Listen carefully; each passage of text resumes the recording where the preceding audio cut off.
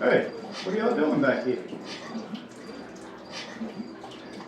Well, let me tell you what I'm doing back here.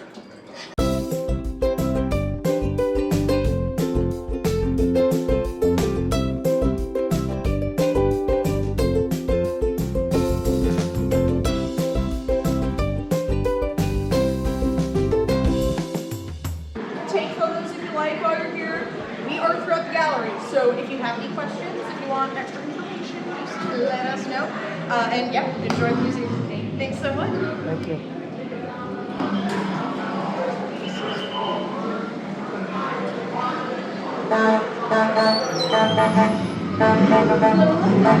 Welcome to our museum here. So the first couple galleries kind of show the anti-alcohol movement in the United States, and then you'll see the actual Prohibition era, 1920 to 33. So take your time seeing everything. You also can take photos if you like, and if you have any questions or if you want information, just let us know. We are throughout the galleries, and we love to.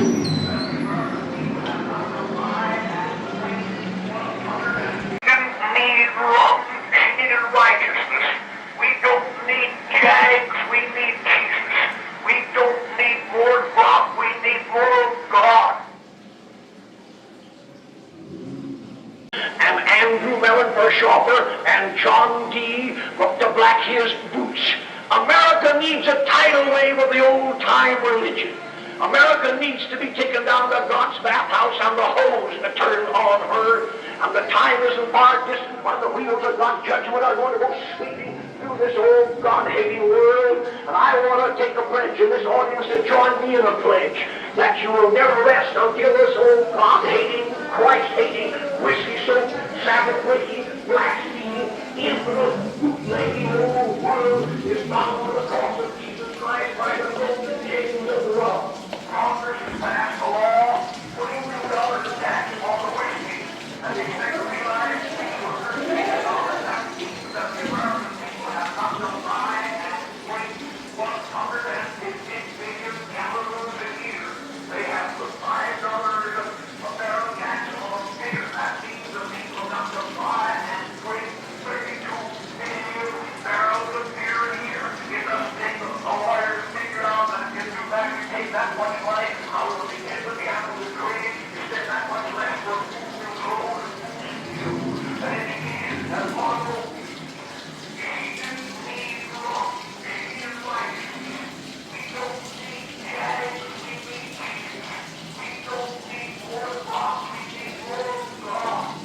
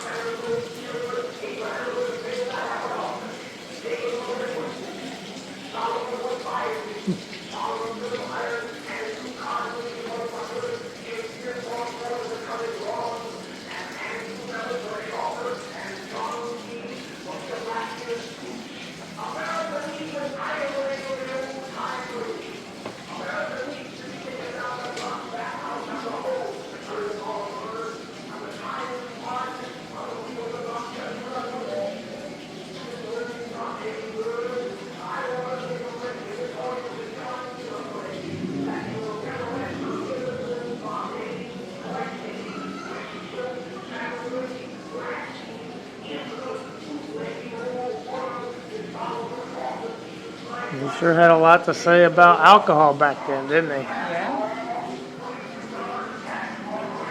Dirty dollars.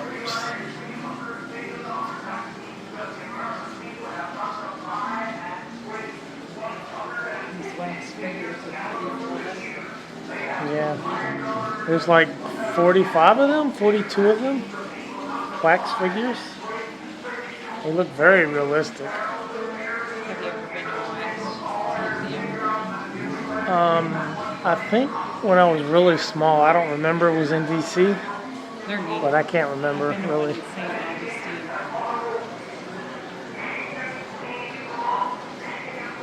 They're airing their dirty laundry. Dirty laundry.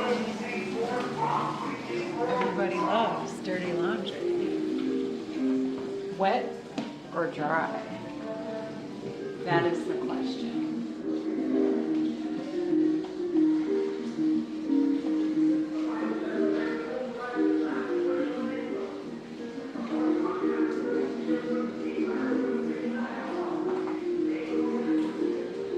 Look at these little pins.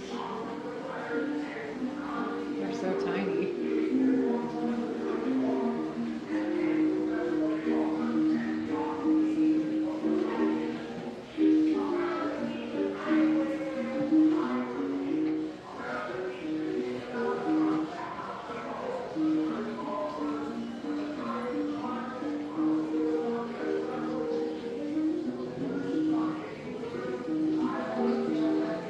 Wets versus dries. Prohibition divides America. I wonder if that's how Virginia and West Virginia got split. North and South Carolina, North and South Dakota. I wonder if that's how they all got split. I don't think so.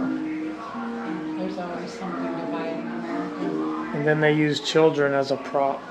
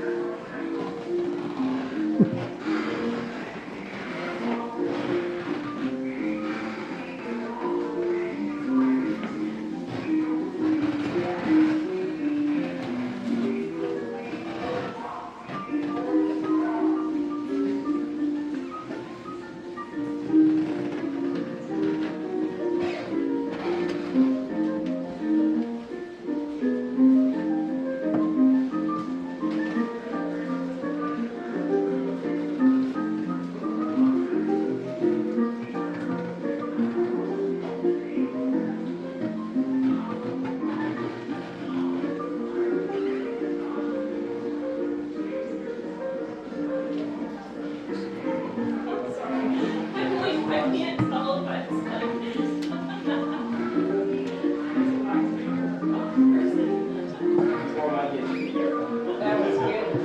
Your expression was great.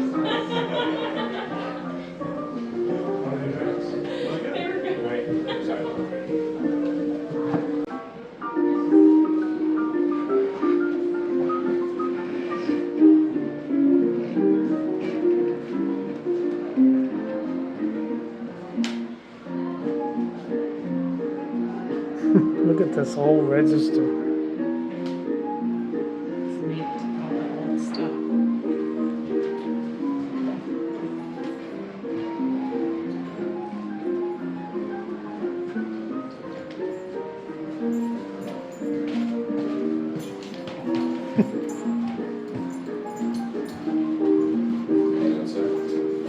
If you guys have any questions, anything you're curious about, you make your way around, feel free to ask away. So we're here for.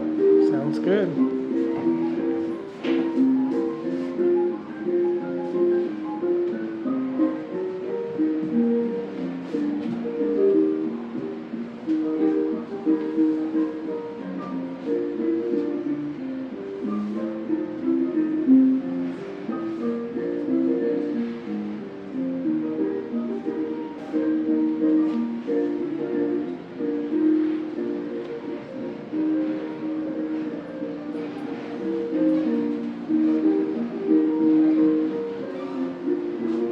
Quite a difference in cigarette prices. You get 10 smokes for 5 cents. Yeah, not anymore. Some of them are almost $10 a pack now. Yeah. That's enough to quit if you're not quit already. For violation of the National Prohibition Act, they shut it down. Can't have fun here. It is not illegal to drink alcohol during prohibition.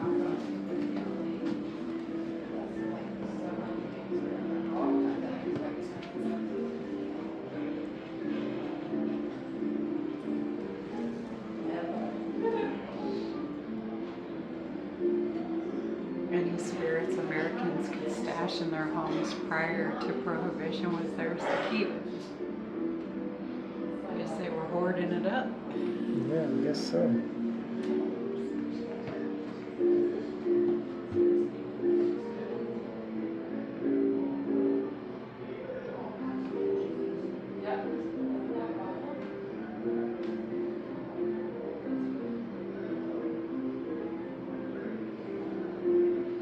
Last call for alcohol.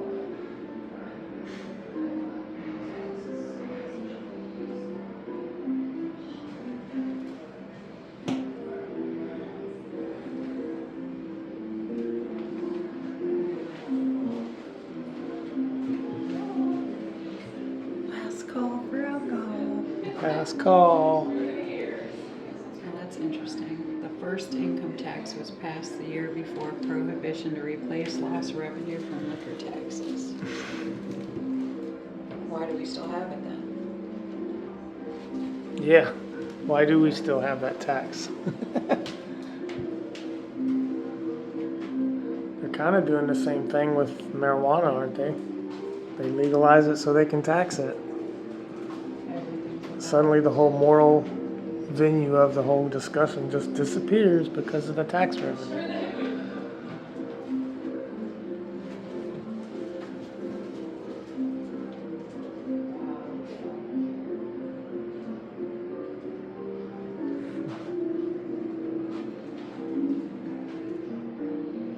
They say that about toll roads too. That's right, toll roads. When they put toll booths up, they collect to help pay for a new road extension. And then when it's paid for, do they ever take the toll booths down?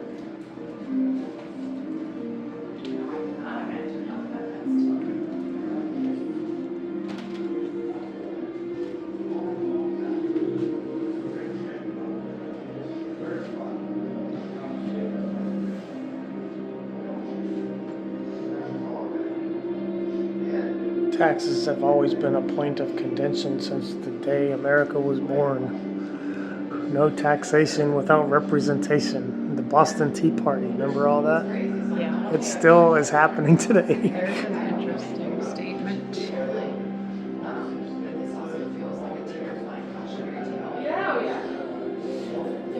Wasn't expecting, you know? I don't know when foil for today, but today that's definitely top of mind. This is like,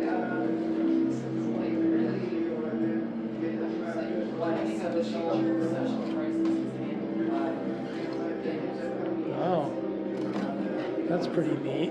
You want to read that to me? It's in German. That's pretty neat. Now it's translated into different languages. Yeah, French.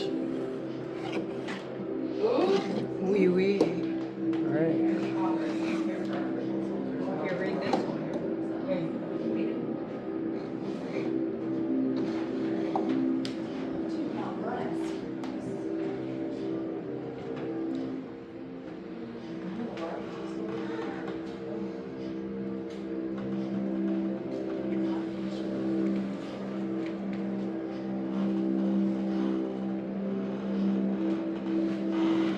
That's a large brewery. Yeah, the world's largest. Yingling ice cream.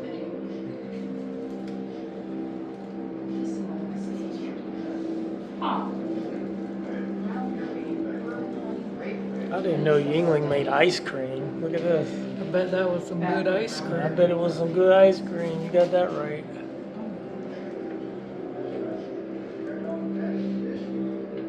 I wonder if they had eggnog back then.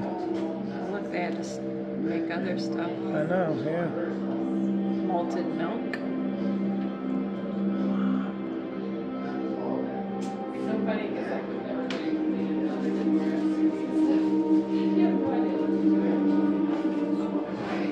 They have some neat pieces in here. Yeah.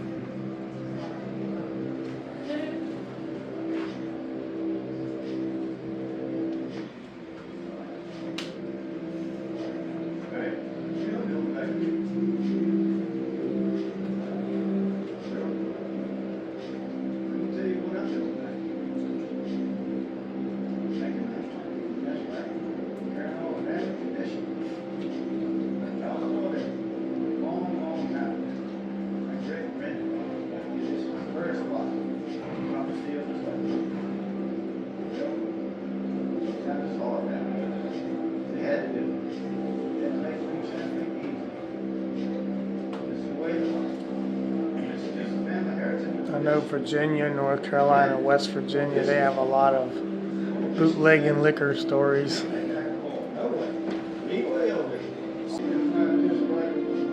We spent all that time looking for barrels. They got plenty here. They sure do.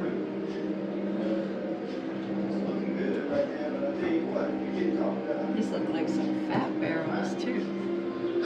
They're shorter. I think they're shorter. It's kind of hard to tell. I think they are, but They're fat. fat, Yeah. short and fat. Oh, looks like they busted up barrels and threw the liquor out in the street. I'm surprised there weren't some drunkards laying down Yeah, down here. with their mouths open. Stills to the hills. Making moonshine. Uh-oh, it gets dark up ahead. Moonshine.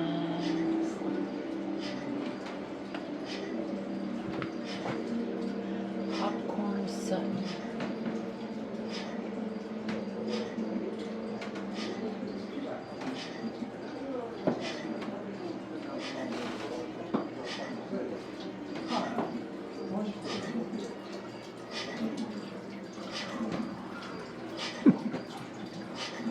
Hey, what are y'all doing back here?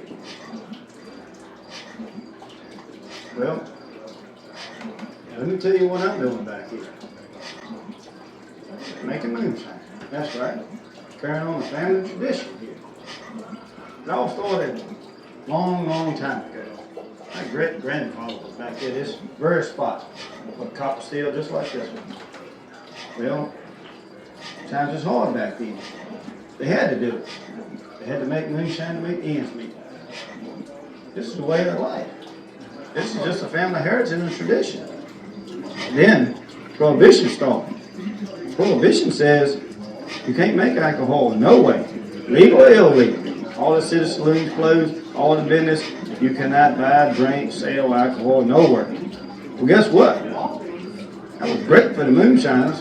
That business is booming here. That took off like crazy. I've been working this steel day and night. You see that barrel of mash right there? It's about ready to run. I'm gonna put it in that steel right there, get that fire just right. This thump will go to thump. That creek water comes down right there and hits that copper coil. She'll come out of there 120 proof. Well, that's looking good right there, but I tell you what, if you get caught with that 120 proof, you'll pay a fine. If you get caught making that moonshine with that steel right there, you go to jail. I better cut this light.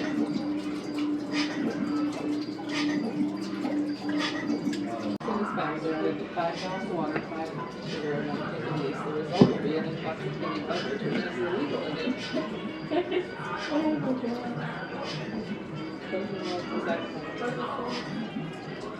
Which is legit,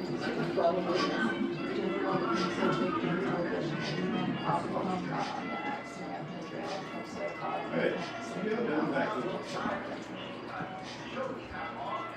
Well, let me tell you what I'm doing back here.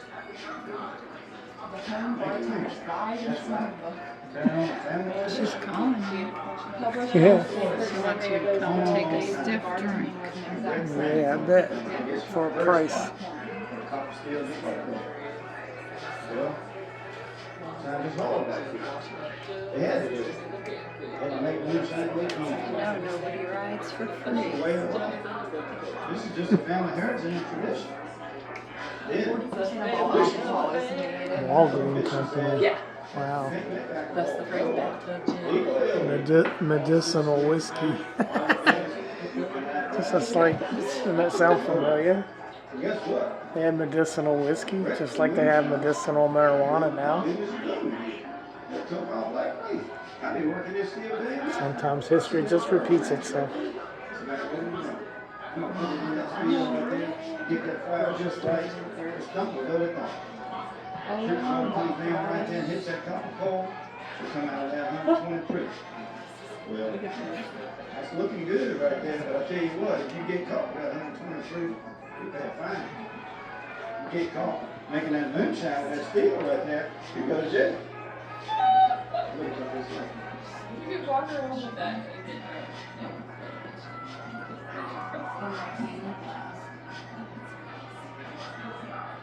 Those are so cool and so crazy.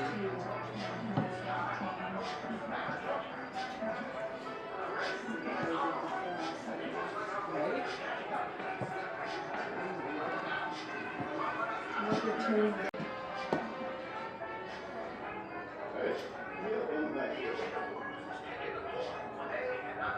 Mothers were hired to stroll with Oh, doctor. speakeasy in their territories. This is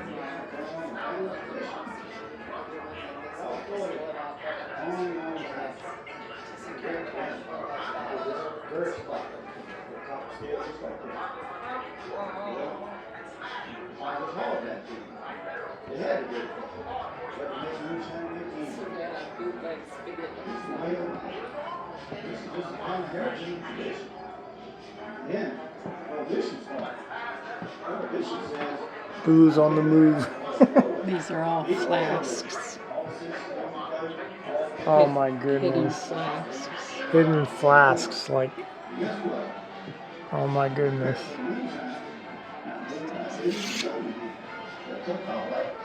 I've been working this steel day and night. A pretzel flask.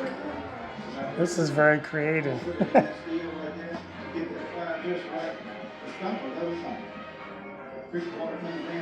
Have some booze with your eggs.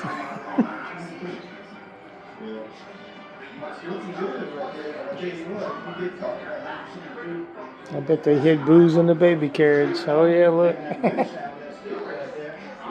As long as there's been things you can't do, there's been people thinking up ways around it. That's right.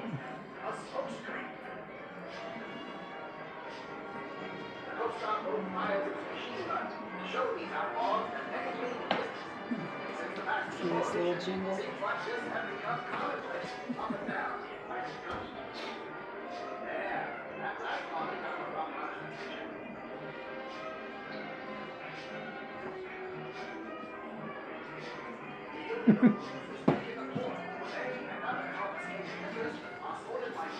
Percent.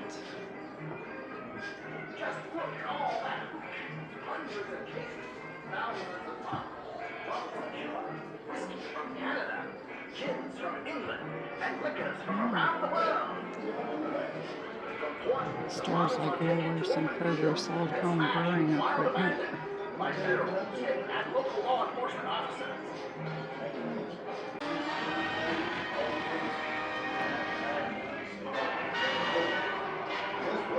Drama on the high seas. The U.S. Coast Guard is once again chasing rum runners in their fast frigate boats, this time off the coast of Savannah, Georgia. The race is on. It looks like our boys are catching up to these slippery bootleggers, but look out! The rum runners have a new trick up their sleeve, a smoke screen. literally making it run. Literally, yeah. The Coast Guard boat fires its machine gun to show these outlaws that they mean business. Since the passage of Prohibition, seems like this have become commonplace up and down the Atlantic coast. There, that last volley got the rum runners' attention.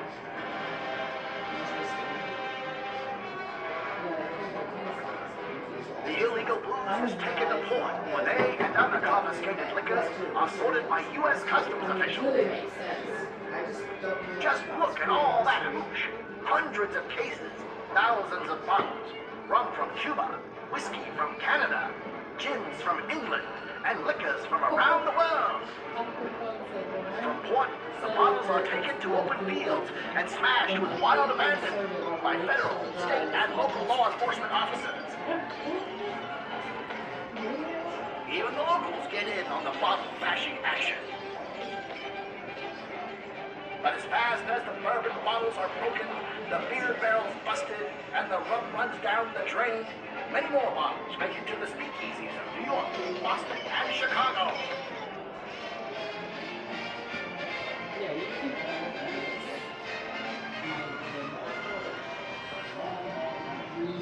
reminded folks. These outlaws and they mean business. Since the passage of Prohibition, seems like this has become commonplace up and down the Atlantic coast. There, that last volley got the rum runners' attention.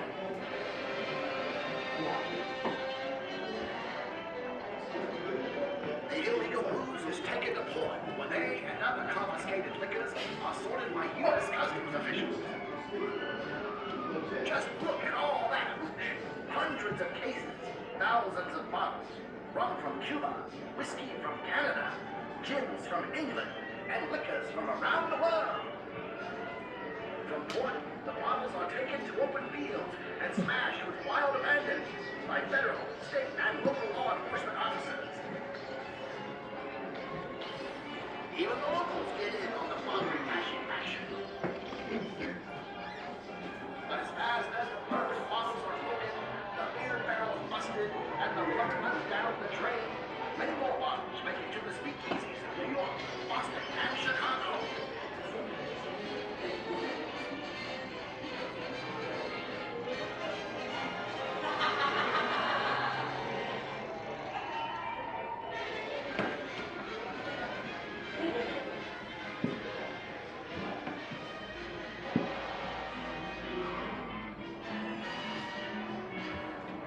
Drama on the high seas. The U.S. Coast Guard is once again chasing rum runners in their fast, frequent boats, this time off the coast of Savannah, Georgia. The race is on. It looks like our boys are catching up to these slippery bootleggers, but look out! The rum runners have a new trick up their sleeve, a smoke screen. The Coast Guard boat fires its machine gun to show these outlaws that they mean business. Since the passage of Prohibition, seems like this has become commonplace up and down the Atlantic coast. There, that last volley got the rum runners' attention.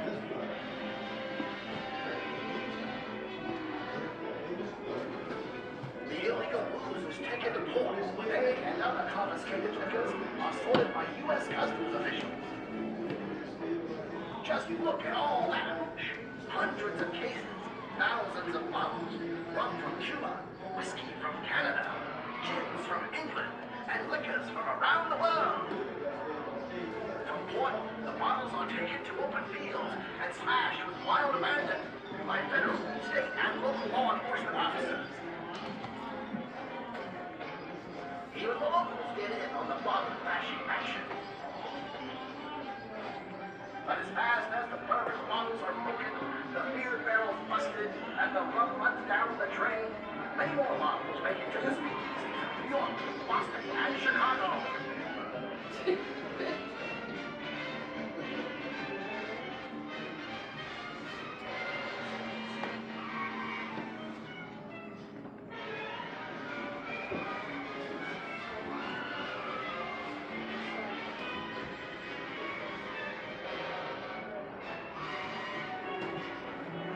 Drama on the high seas.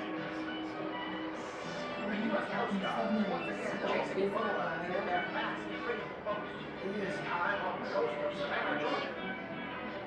The race is on. It looks like our boys are catching up to these slippery bootleggers, but look out! The rum runners have a new trick up their sleeve, a smoke screen. What are you?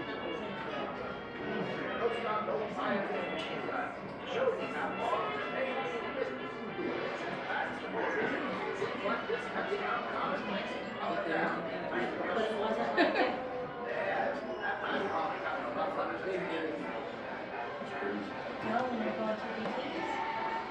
And they're trying to deal with the big.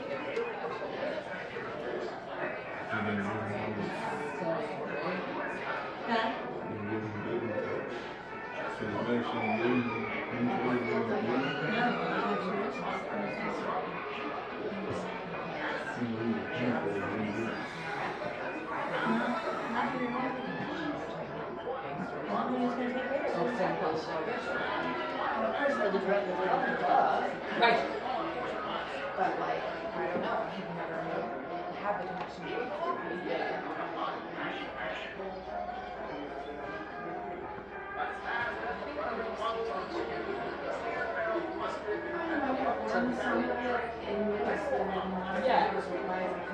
There you go.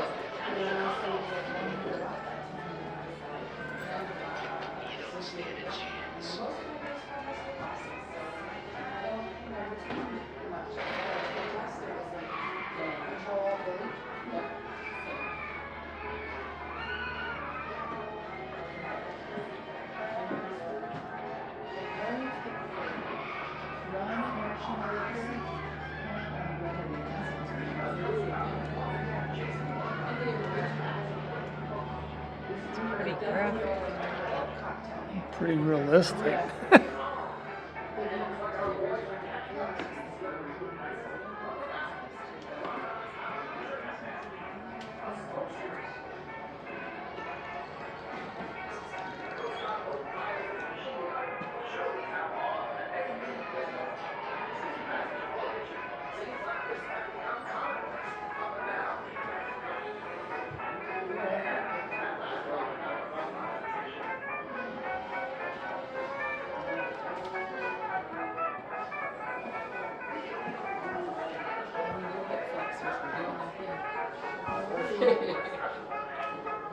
So quite a lot of eyeballs to have at once. It must be really good that she was very proud of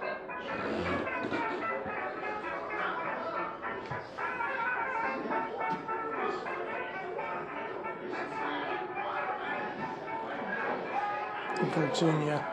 Why am I not surprised? It was big business there.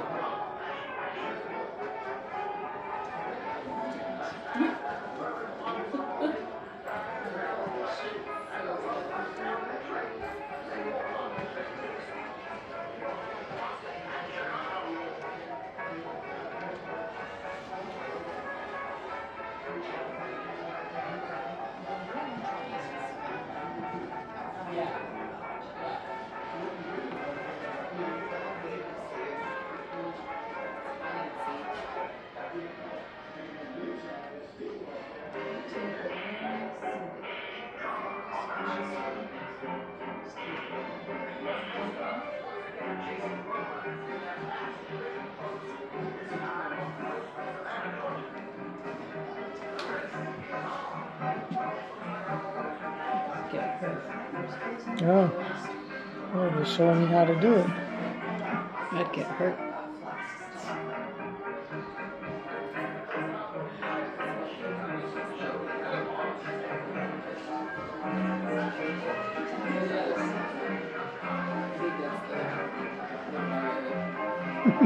There's stuff on this? No. Want to do the film we can see? Or do you want to go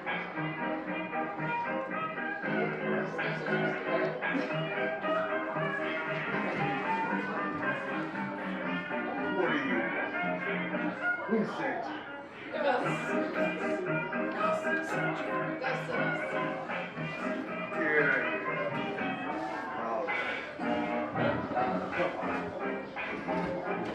Everybody's just dancing now. Learn to do the Charleston.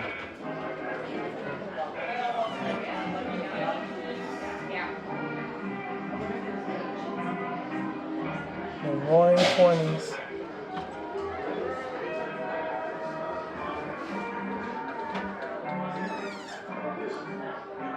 Maybe we should have been born in the 20s.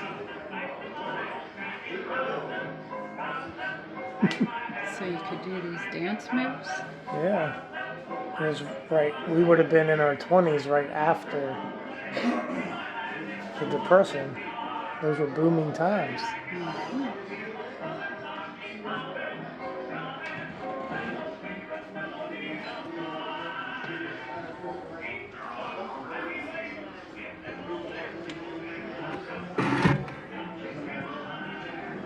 What do you want? Who sent you? Gus. Gus. Gus! Sent you.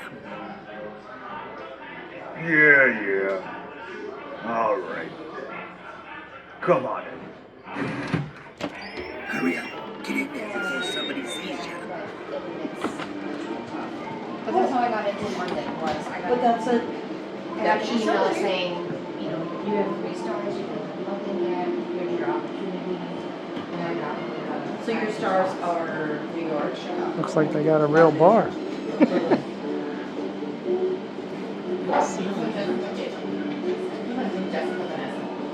It's 23 minutes from the airport. I know. So you probably like a half hour. Yeah. So. I got it like 3 times. You know what? People do that all the time. Vanessa.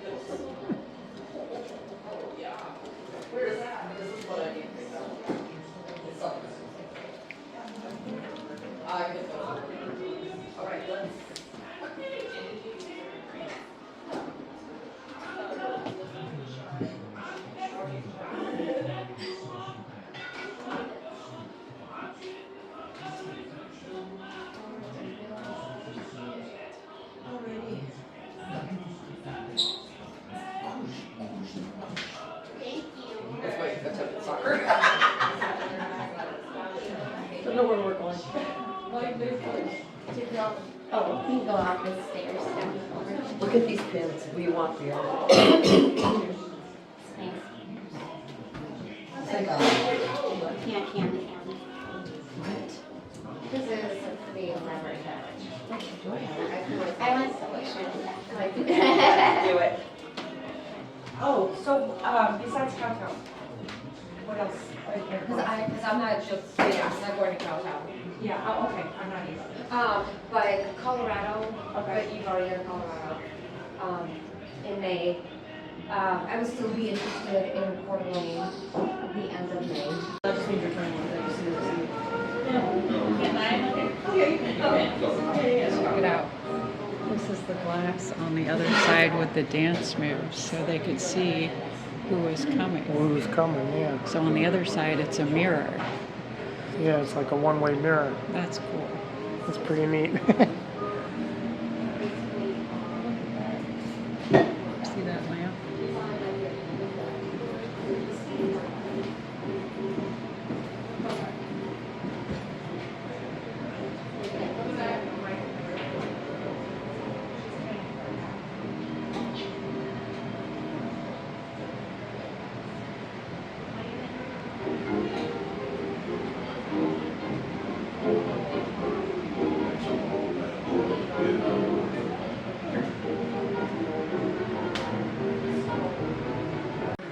This is one of the vehicles that they used during bootlegging days.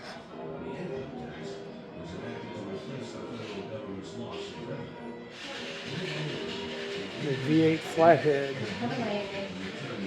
It's not far from This is one of the main attractions of the museum, is this vehicle right here. I spoke to him on Coeur d'Alene. Because it's a mosquito, like I said, mosquito. I don't even. And this museum is one of the top rated tourist attractions in Savannah. Yeah. Did they all meet? Val and Vanessa were interested in going to the gift shops. Oh, okay. Oh, here we go. For 13 years, the disastrous federal experiment became an attempt to overreach the prerogatives of our constitutional rights and natural moral boundaries. The story of Prohibition is the fascinating story of how America changed socially, economically, and politically. When the basic civil liberties of its citizens and human rights guaranteed by the Constitution were taken away. Today, we live with these unintended consequences. Fortunately, the 21st Amendment restored the right for Americans to drink legally. So, here's to you, your family, and your health. And as President Roosevelt said after he signed the 21st Amendment, what America needs now is a drink. Thank you for visiting the American Prohibition Museum and for participating in the telling of a truly unique chapter of the American story. Your host, Historic Tours of America, the nation's storyteller, invite you to visit our fine tours and attractions in these other great American cities.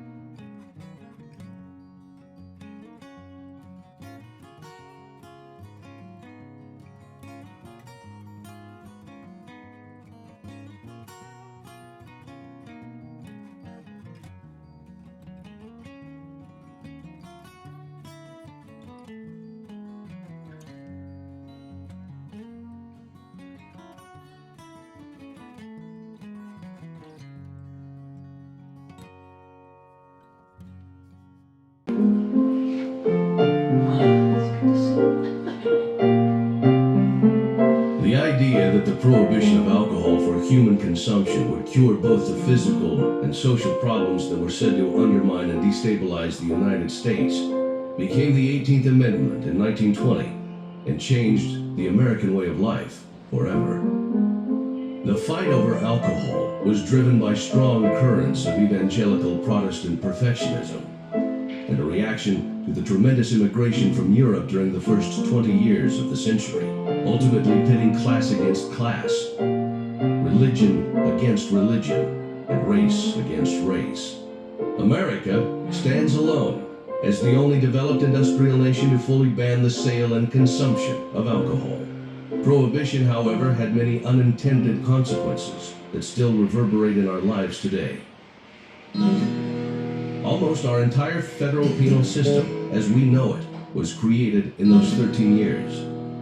Fueled by the growing strength of the Federal Bureau of Investigation and the federal court system, there was a dramatic increase of the federal police force, the Border Patrol, Prohibition Bureau, Coast Guard, and the unprecedented construction of massive state and federal prisons.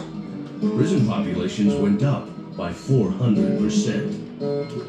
The first women's federal prison was built in 1929. In the process, government increased surveillance power. Wiretapping was first allowed by the Supreme Court in 1927. The intricate record-keeping apparatus and data-gathering infrastructure remains today. Law enforcement expenditures expanded 500% from 1920 to 1930. Ironically, by 1928, the nation was drowning in illegal liquor. The criminal justice system was swamped, and epidemic violence and lawbreaking was the norm. Our court systems grew exponentially. The concept of plea bargaining to clear overcrowded court dockets and the creation of probation to reduce overcrowded prisons are practices that continue into the 21st century. Enforcement of prohibition nationally was tepid at best and led by an overworked department staffed with just 1,550 federal agents.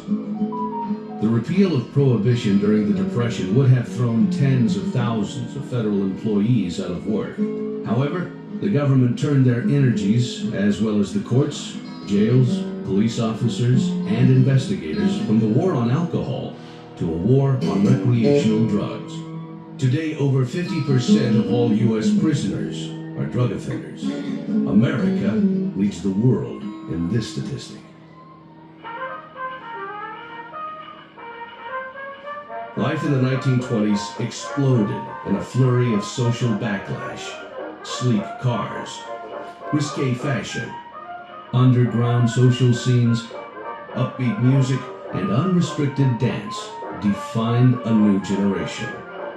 Dramatic changes such as international trade, speedboat and automotive design, tourism, and soft drink marketing also took place. The women's liberation movement was, to a great extent, a byproduct of prohibition, and the deep engagement of women in politics happened rapidly.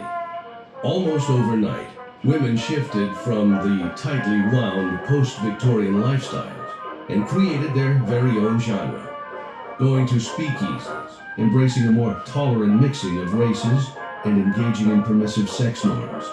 Women threw off the restrictions of ankle-hiding Victorian dresses and instead bobbed their hair and began wearing short, leg-bearing flapper skirts. It was a movement that swept the nation. Home dinner parties and late nights out that included females and even unescorted females became more and more the norm, and powder rooms became a necessity. Jobs for women outside the home expanded into entertainment, cigarette girls, waitresses, even bartenders, all taking place in unregulated nightclubs. The dangerous adventure of illegal drinking became a source of social status in college life and urban settings, again expanding women's opportunities for social interaction.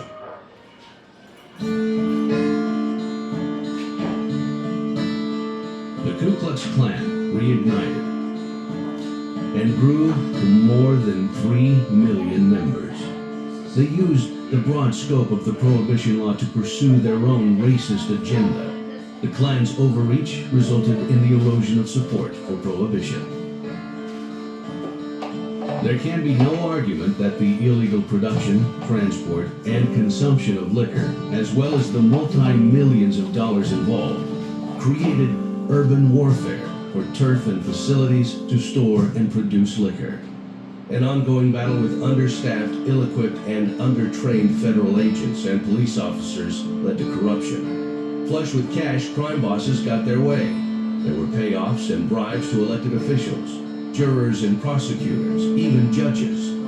The mafia's organized crime syndicates had their roots in Prohibition. The lawlessness, corruption, violence, and cultural rebellion produced a reactionary public outcry that was taken up by reformers and prominent former supporters of the law. Prohibition remade our national party politics. These changing political party loyalties led to the election of Franklin D. Roosevelt under the New Deal, with the Democratic Party building strong and lasting majorities in urban cities, previously controlled by Republicans. Many states still have dry counties to this day. Sunday drinking, blue laws, age limits on consumption, restricted hours for bars, and many more regulations currently in use can trace their origins to Prohibition. Prior to Prohibition, over 40% of the federal budget was provided by liquor taxes. The income tax was enacted to replace the federal government's loss of revenue. When it all ended, the income tax remained and blended with the returning liquor taxes, both now needed to support our ever-expanding federal budget. In fact, Prohibition caused more and more Americans to depend upon the federal government to solve their problems. The unequal application of the law between rich and poor, immigrant and native, white and black, Protestant and Catholic, and Jew and urban immigrants, as well as rural middle classes, drove wedges between ethnic, religious, and economic groups that still exist today. In 1933, Prohibition was overturned. After 13 years, the disastrous Noble Experiment became a monument to our government's ill-fated attempt to overreach the prerogatives of our constitutional rights and natural moral boundaries. The story of Prohibition is the fascinating story of how America changed socially, economically, and politically when the basic civil liberties of its citizens and the human rights guaranteed by the Constitution were taken away. Today, we live with these unintended consequences. Fortunately, the 21st Amendment restored the right for Americans to drink legally. So, here's to you, your family, and your health. And as President Roosevelt said after he signed the 21st Amendment, what America needs now is a drink. Look what I just found. What's that?